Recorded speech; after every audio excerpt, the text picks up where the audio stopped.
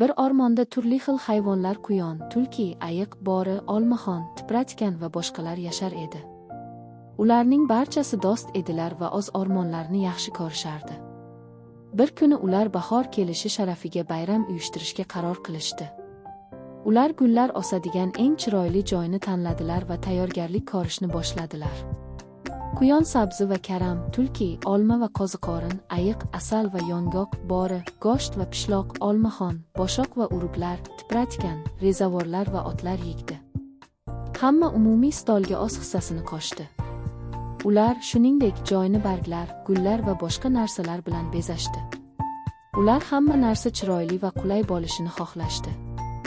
Hamma narsa tayyor bo'lgach, hayvonlar ochiq joyga yigilib bayram qilishni boshladilar.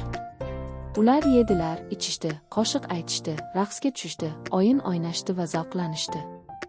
Ular bahor kelganidan, o'rmon yam-yashillashganidan, qushlar sayrashidan, quyosh charaqlab turganidan xursand bo'lishdi. Ular do'stlik va qo'llab-quvvatlash uchun bir-birlariga minnatdorchilik bildirishdi. Ular xursand va mamnun edilar.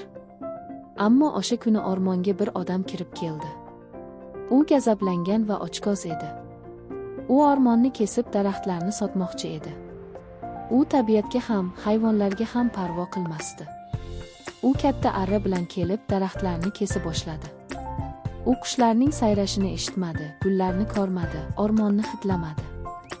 U faqat pulni ko'rdi. Hayvonlar shovqinni eshitib, nima bo'layotganini ko'rish uchun ketishdi. Ular daraxtlarni kesayotgan odamni ko'rdilar. Ular qo'rqib, gazablanishdi. Ular inson o'z o'rmonlarini va uylarini yo'q qilmoqchi ekanligini tushunishdi. Ular o'z o'rmonlarini va bayramlarini himoya qilishga qaror qilishdi.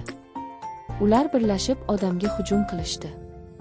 Quyon uning oyog'idan, tulki qo'lidan, ayiq orqasidan, bo'ri bo'ynidan, olmaxon quloqlaridan, tipratikanning burnidan tishlab oldi. Ular qichqirishdi, tirnashdi, tortishdi, itarib yuborishdi.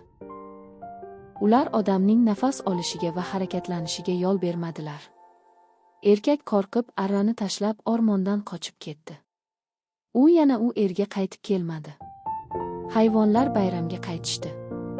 Ular mag'rur va jasur edilar. Ular zavqlanishda va xursandchilikda davom etishdi. Ular bu ularning hayotidagi eng yaxshi ertak ekanligini aytishdi. Va ular abadiy baxtli yashashdi.